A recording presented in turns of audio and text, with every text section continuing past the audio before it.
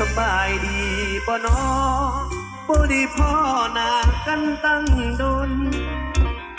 เดี๋ยวนี้มีคนคอยดูแลเราไปแต่งงานแล้วป้ามีหรือยังคนที่ถูกใจ